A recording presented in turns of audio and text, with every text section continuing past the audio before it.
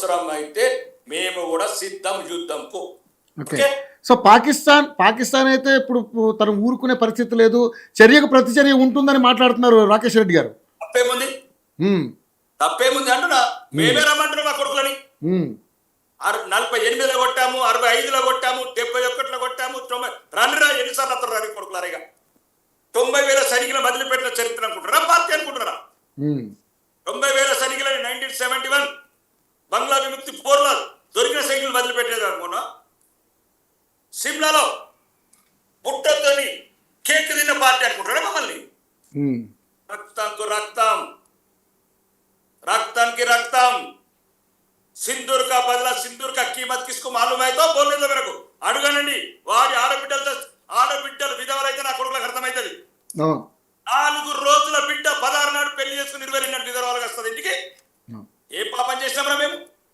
ఏ దేశంలో మేము ఉన్నది? ఏదైనా వేరే దేశం వెళ్ళినామారా? మా దేశంలో మా బిడ్డలు పెళ్లిళ్ళు చేసుకొని కశ్మీర్ వెళ్తే మమ్మల్ని విధవలు చేసి పంపిస్తారా నా కొడుకులారా? నా కొడుకు సపోర్ట్ చేసిన ముందు చంపాలా? ఏచో మతలబ్ ఇది రాజకీయం కాదండి. రగులుతున్నది రక్తం, హిందువులకు రక్తం మరిగిపోతున్నది ప్రపంచవ్యాప్తంగా. కొందరు మేధావులు చెప్తారండి యుద్ధం అన్నప్పుడు నష్టం లేకపోతే యుద్ధం ఎట్లా అవుతుందండి? అది అవును, యుద్ధం డెఫినెట్లీ నష్టం జరుగుతుంది. ఎట్లా ముగుస్తుంది? మహాభారతం ముగిసిందా? కృష్ణ గీత మీద రామబాణమా కింద రావణ కష్టాన్ని, కృష్ణ గీత మీద నిత్య సంగ్రామ మహాసంగ్రాన్ని ఎప్పుడు ఆపదు. యుద్ధం యుద్ధం యుద్ధమే, దానికి సిద్ధమైన. ఇంకా ఎవరు ఎన్ని చెప్పినా వినేది లేదు. ఇక్కడ నుంచి ప్రపంచంలో ప్రతి ఒక్క దేశం గుర్తుపెట్టుకోవాలా, మా ఆడబిడ్డల పొట్టు జరపాలంటే నా కొడుకులు మేము ఒక్క పొట్టుకు వేలాది పొట్లు జరుపుతాం. ఇది రాసి పెట్టుకోండి. రాకేష్ రెడ్డి గారు కాంగ్రెస్ మీద ఏమని, కాంగ్రెస్ అనేది పార్టీ లేదండి. అందరం భారతీయులం, అందరం భారతీయులు. ముస్లింస్ కావచ్చు, క్రైస్తవ సోదరులు కావచ్చు. కాదండి, మిమ్మల్ని చంపలేదని సంతోషపడుతున్నారా? ముస్లింలను పక్కన పెట్టి మిమ్మల్ని హైదరాబాద్ పంపించారని అంటే భారతదేశం పంపించారా? హిందువులను మాత్రమే చంపినట్టున్నారా? నాకు తెలిసిన ముస్లింస్ ఎంతో మంది బాధపడుతున్నారండి. అన్న మేము కూడా వస్తాం యుద్ధంకు అంటున్నారు. ముస్లింల మీద అపనిందలు ఎత్తున్నారు. నిజమైన దేశ బిడ్డలు, ఈ రక్తం పంచుకు పుట్టిన బిడ్డలు మా బిడ్డలు, మా వారసులు.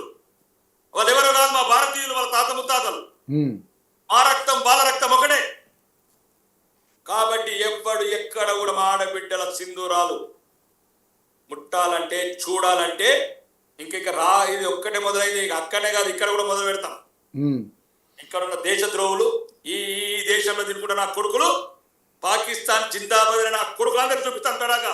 ఇప్పుడు అనుకుంటున్నారు కొడుకులారా సైలెన్స్ ఉన్నారు. రాకేష్ రెడ్డి గారు ఇప్పటికైనా భారత్ పాకిస్తాన్ల మధ్య ఇప్పటికైనా ఈ దాడులు ఇంతటితో ఆగుతాయి అనుకుంటున్నారా, ఇంకా కొనసాగుతాయి అనుకుంటున్నారు మీరు? పాలు వాడికోట్లో ఉంది, పాలు వాడికోట్లో ఉంది. 400 రూపాయలకు గోధుమ పిండి తిన్న నా కొడుకు చేతిలో ఉంది. అడుగడుగున రాదు. ఏ దేశంతో మంచుకున్నాడు వాడు? ఒక విఫలమైన దేశం. అవును, ఏ దేశంతో మంచుకున్నాడు వాడు? ఏ దేశంతో కూడా సఖ్యత లేదు వాళ్ళకి. మేమంటే హిందూ దేశం అండి, పక్కనున్న ముస్లిం దేశం కూడా ఇది ఒప్పుకోవట్లేదని. అవును, విఫలమైన దేశం, విష ప్రయోగంతో ఏర్పడే దేశం. ఈ దేశానికి ఏర్పడ్డ ద్రోహులందరికీ వాళ్ళ ఆత్మల పైన ఉన్నప్పుడు దేవుడు శిక్షించాలని కోరుకుంటున్నారు. ఈరోజు ఏ నా కొడుకులైతే మా జాతి నిర్వేదన ప్రయత్నించి ఆ దేశ విభజన చేశారో, ఆ దేశ విభజన పైన ఆత్మలుగా నా కొడుకులకు మనశ్శాంతి రావాలని కోరుకుంటున్నారు. ఒకవేళ నిజంగానే భారత్పై ఎలాగ పాక్ తన ప్రతిచర్య చూపించకుండా ఉండదు, నెక్స్ట్ మన స్టెప్ ఏమైతే బాగుంటుందని మీరు అనుకుంటున్నారు? వీడియో డిబేట్ చెప్పాలా? ఆడియో డిబేట్ చెప్తామా? అంటే త్రివిధ దళాలు, అజిత్ దోవల్ లాంటి సలహాదారుడు, నరేంద్ర మోదీ లాంటి ఒక వీరుణ్ణి కన్న నేల, విదేశాంగ మంత్రులు కావచ్చు, అమిత్ షాలు కావచ్చు, జయరాం రమేష్ రెడ్డి ఒక దౌత్యవేత్తలు కావచ్చు, ఒక విదేశాంగ మంత్రులు కావచ్చు. పవర్ఫుల్ టీం ఉంది. పంచ అర్జున్ లాగా ఉంది మా దగ్గర, పంచ పాండవులాగా ఉన్నారు మేధావులు. ఒక భారత సైన్యం ప్రపంచంలోనే జై శ్రీరామ్ అనే దేశం మీద ఉందంటే, ఆర్మీ ఏదో ఉందంటే మా భారతదేశం ఆర్మీ. सबको सब सिखाते, जो भी आजकल नाटक करने का है अंदर भी दिखाते. सिंदूर हमारा है, सिंदूर हमारा है. రైట్. రాకేష్ రెడ్డి గారు, మరి పిఓకే అని భారత్ ఎందుకు స్వాధీనం చేసుకోవట్లేదు అని ఎప్పటి నుంచో ఎన్నో రకాల ప్రశ్నలు వస్తూ ఉన్నాయి. దాని మీద ఏం సమాధానం చెప్తారు రాకేష్ రెడ్డి గారు? దీని విషయంలో అసౌద్దీన్ ఓవైసీ చెప్తున్నాను. అసౌద్దీన్ ఓవైసీ గారు వీలైనంత తొందరలో సోదరుడు అసదుద్దీన్ గారి కోరిక నెరవేరుస్తాం. మా హైదరాబాద్ వాస్తవ్యుడు, మా సోదరుడు పాక్ ఆక్రమిత కాశ్మీర్ స్వాధీనం చేసుకోమన్నాడు. వికాసైన హిందుస్థాన్ ముస్లిం గా ఫస్ట్ టైం స్టేట్మెంట్ ఇచ్చాడు. ఫలస్తీన్ జైగొట్టిన ముస్లిం ఈ రోజు నిజమైన భారతీయుడుగా తన సందేశాన్ని ఇచ్చాడు. భారత్ को हम साथ है, మోడీ का हम साथ है, जो भी है आजाद कश्मीर को ले जाओ, जो పాక్ ఆక్రమిత కాశ్మీర్ ఉందో అది స్వాధీనం చేసుకున్న అసౌద్దీన్ కి ఈ డిబేట్ ద్వారా ధన్యవాదాలు చెప్తున్నా. ప్రత్యేకంగా ఈ దేశంలో మాతోని కలిసి, మాతోని ఏడ్చి, మాతోని సహకరించిన ముస్లిం సోదరులందరికీ ధన్యవాదాలు చెప్తున్నా. Okay, right right right. Kodisela గారు రాకేష్ రెడ్డి గారితో ఏమైనా మాట్లాడతారా? మీ వాయిస్ మీట్లో ఉంది కోడిశెల గారు. మాట్లాడేదేం లేదండి, ఆయన అభిప్రాయాలు ఆయన చెప్పారు. Okay, right. మన దిలీప్ గారు రవి గారు ఏమన్నా మన రాకేష్ రెడ్డి గారితో మాట్లాడతారా మీరు? రాకేష్ రెడ్డి గారు బ్రహ్మాండంగా చెప్పాడు. స్పీకర్ ఆయన. ఓకే, ఆయన స్పిరిట్ కి నా జోహార్. మా స్ఫూర్తి, మా ఆదర్శం మీరే. చాలా బాగా మాట్లాడారు. అక్కడక్కడ అట్లాగా దిలీప్ అన్న మీ ఇంటర్వ్యూ చూసి అక్కడక్కడ కొన్ని నేర్పుకున్న ముక్కలు ఇవి. మీరు అద్భుతంగా మాట్లాడారు. Very good presentation. చక్కగా చెప్పారు. మనందరికీ మనస్సులో ఉన్నటువంటి భావాలను చాలా చక్కగా వ్యక్తీకరించాడు ఆయన. కూడా దేశ వ్యాప్తి కూడా ఈ రోజు ఆ విధమైనటువంటి ఒక వాతావరణంలో, ఉద్విగ్న వాతావరణంలో ఉంది. నిజం కూడా ఏదో ఒక చర్య తీసుకోక తప్పదనేటువంటి వాతావరణాన్ని ఆయన తన వర్డ్స్ చాలా పర్ఫెక్ట్ గా రిఫ్లెక్ట్ చేశాడు. అది సెంటిమెంట్ ఆఫ్ ది నేషన్ అట్లుంది. కాబట్టి మనందరం కూడా నిజంగా ఆర్మీని చూసి గర్వపడాలి. ఇది తప్పనిసరి. నేను చెప్పా కదా, కాన్ఫిడెంట్ సిచ్యువేషన్, వాళ్ళే ఆ సిచ్యువేషన్ మనకు నెట్టివేశారు.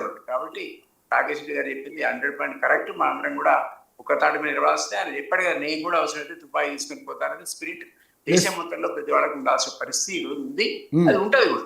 అది అప్పుడే నిజమైనటువంటి మనం ఇండియన్స్ అవుతాం.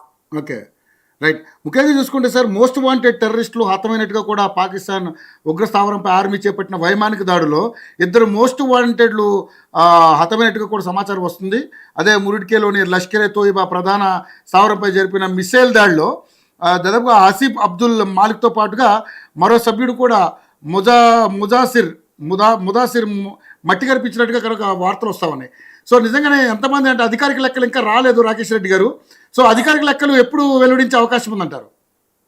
ఒకటండి, కొడుకులకు మా ప్రధానమంత్రి గొంతు శ్వాస ఆపుతారండి తీవ్రవాదు. అది పాకిస్తాన్ నడిబొడ్డులో స్పీచ్ ఇస్తారా అండి? ఇదేంటండి? ఇదే ఏంటండి ఇది? నా కొడుకులు 1000 తుకుడలు అవుతారు. ఏ మేధావి స్పందించాడు దాని మీద? భారత ప్రధానమంత్రి, ప్రపంచ నాయకుడు, ప్రపంచ విశ్వ విజేత, విశ్వ గురువుని ఒక్క అఫీజర్ నా కొడుకు ఆశాప్తాడండి. వాడు ఎవరండి? వాడు ఆసిఫ్ అల్ జర్దారి కొడుకు. రక్తం బారితలు అంటే హిందువుల రక్తం అంతా చల్లబడ్డది అనుకుంటారు ఆ కొడుకులు. బరాబర్. ఒక్కటండి, తీవ్రవాదులు లెక్క కాదు. మాకున్న కొన్ని అంటే డిఫెన్స్ మరి ఎక్కువ అట్లాంటి విషయాలను నేను ఎక్కువ బహిరంగ పరచలేను.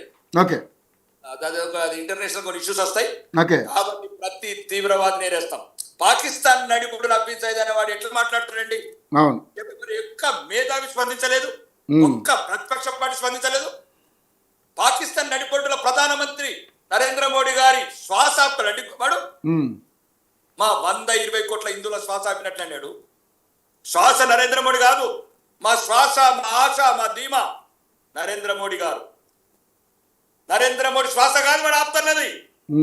120 కోట్ల మంది శ్వాస ఆపుతాడండి నా కొడుకు. అది పాకిస్తాన్ నడిపొట్టున. వాడిని పాకిస్తాన్ ఆర్మీ రోజు అండర్ గ్రౌండ్ లో పెడుతుందండి. మాట్లాడారు ఎవరు? ఏ ప్రతిపక్ష నాయకులు మాట్లాడారు? ఇంతవరకు ఒక్కరు స్పందించలేదు దాని మీద. భారత ప్రధాని అండి, రాజీవ్ గాంధీ వచ్చిన రోజున మేము ఏర్చినాం. ఆయన భారత ప్రధాని, మాజీ ప్రధాని. ఇందిరాగాంధీ, వాజ్పేయి గారు మెచ్చుకున్నారు. భారత ప్రధాని పాకిస్తాన్ నడిగడ్డ మీద నా కొడుకులు శ్వాస ఆపుతామంటే మాట్లాడని నాయకుల గురించి ఏం మాట్లాడతామండి? లన్నహంలో సాత్మే రహేగంలో ఏమంటామండి? కాబట్టి ఇక్కడ సార్ చెప్తానంటే ఆ తీవ్రవాదులు ఉగ్రవాదులందరూ లిస్టు బరాబర్ పాకిస్తాన్ ప్రెసిడెంట్ గా పంపిస్తాం, పాకిస్తాన్ ప్రైమ్ మినిస్టర్ పంపిస్తాం, అవసరమైతే ప్రపంచ దేశాలలో ఐక్యరాజ్య సమితి కూడా డిస్ప్లే పెడతాం. ఓకే చంపినాం. ఓకే ఎవడి చరిత్ర ఏముంది, ఎవరి మీద ఎన్ని హత్యలు చేశారు, ఎన్ని సార్లు మన దేశం మీద కశ్మీర్ మీద దాడులు చేశారు, 5 లక్షల మంది కశ్మీర్ పండితులను ఎట్లా కొట్టారు, అక్కడున్న కశ్మీర్ యువతను ఎట్లా తీవ్రవాద చర్యల వైపు ఎట్లా ఉసుగొల్పుతున్నారు, ఎట్లా పార్లమెంట్ మీద దాడికి ఉసుగొల్పారు. ఒక్కటా రెండా చెప్పుకుంటే వందలు. ఏ రాజకీయ నాయకుడు ఈరోజు మొత్తం ఐక్యత ఉండాల్సింది. ఈ దేశంని మన పరాయి దేశంలో మన దేశ ప్రధాని వేరే పార్టీ వల్ల నరేంద్ర మోడీ గారు వ్యక్తి కాదండి, ఆయన భారత ప్రధాని శ్వాస ఆపుతా అన్నాడు. వేరే పార్టీ ప్రధాని అయితే మన అది ఏ రకంగా ఉంటుందండి, వాడు శ్వాస ఆపడాడు. శ్వాస అది కాదు, అది భారతదేశం 140 కోట్ల మంది శ్వాస, ముఖ్యంగా 120 కోట్ల హిందువుల శ్వాస. మా శ్వాస, మా ఆశ, మా ధీమం నరేంద్ర మోడీ గారే. కాబట్టి ప్రతి మాటకు ప్రతీకారం తీర్చుకుంటాం. ఓకే సార్, నిజంగా ఈ పాక్ ఉగ్రవాదుల వెనకాల పాకిస్తాన్ ఆర్మీ ఉందని చెప్పేసి రకరకాల వార్తలు వస్తూ ఉన్నాయి. నిజంగానే వాళ్ళ కనుసరణలో నడుస్తున్నటువంటి పరిస్థితి అని అంటారా? దాంట్లో ఏమైనా సందేహం ఉందా? ఈ తీవ్రవాద ఇప్పుడు ఎవరైతే ఉగ్రవాదులకు ట్రైనింగ్ ఇచ్చేది ఎవడు? వాడు ఆ దేశ జనరల్ ఏం మాట్లాడతాడండి? వాడు మునీరు వాడి దేశాన్ని ఏమున్నది? నరేంద్ర మోడీ ఎంతమంది సందేశం ఇచ్చారండి? మనం ఈ వైషమ్యాలకు దూరం ఉందాం, దేశంలో ఉన్న పేదరిక నిర్మూలనకు పాటుపడదాం 2 దేశాలని చెప్పిన సందేశం ఇచ్చిండు. మనం ఒకరి మీద ఒకరు ఇట్లాంటి తప్పుడు పనులు చేసుకునే బదులు, ఒకరి మీద ఒకరు ఇట్లా ఏడ్చుకునే ఉగ్రవాదాలు చేసే బదులు మన 2 దేశాలు కలిపి దేశంలో ఉన్న పేదరికం గురించి కొట్లాడదామని చెప్పిండండి బహిరంగంగా. ఆ నాయకుడిని ఒకసారి ఆలోచించండి, ఎట్లాంటి నాయకుడు, విశ్వనాయకుడు. వానికి రాని మేధావులంతా యూనిఫామ్ వేసుకుని జనరల్ అవుతారండి. చదువు రాగానే మేధావులు అవుతారా? చదువుకున్నాడలా మేధావేనా? ఎవడు పార్లమెంటు మీద దాడి చేసినాడు ఆడు కూడా డాక్టరే కదా. బాంబులు పెట్టినాడు, కోయంబత్తూరు బాంబులు పెట్టినాడు ఇంజనీరే కదా. టెంపుల్లో బాంబులు పెట్టినాడు కూడా చదువుకున్నాడు కదా, ఐటీ టెక్నిక్. చదువుకు దానికి సంబంధం లేదు. మేము ఒకటే చెప్తున్నాం, ఆర్మీ అడుగుతారేంటండి? ఆర్మీ బహిరంగంగా ఆర్మీ జనరల్ చెప్తుంటే అది ఇంతకుముందు ఒక ముషరఫ్ అని ఉన్నాడు, వాడు అడుగు వాజ్పేయి యాత్ర అయితే కార్గిల్ యుద్ధం స్టార్ట్ చేశాడు దేశ ప్రధానికి చెప్పకుండా నవాజ్ షరీఫ్ గారికి. అడుగడుగున విషయం నింపుకున్న జాతి, అడుగడుగున విషయం నింపుకున్న దేశం. కాబట్టి మేము సామాన్యులను ఏమంటలేం, ముస్లిం ఏమంటలేం, రాకేష్ రెడ్డి గారు. మేము ఎవడైతే దుర్మార్గుడైన జనరల్ ఫిరోజ్ ఖాన్ గారు లైన్ లో ఉండండి, కక్ష సాధింపు చేస్తున్నారో ఉగ్రవాదం ట్రైనింగ్ ఇస్తున్నారో వాళ్ళైతే అంటున్నాం. సామాన్య ప్రజలు ముస్లిమ్స్ అయినా క్రిస్టియన్స్ అయినా మాకు ఎటువంటి మెసేజ్లు లేవండి, వాళ్ళు మా సోదరులు. రైట్.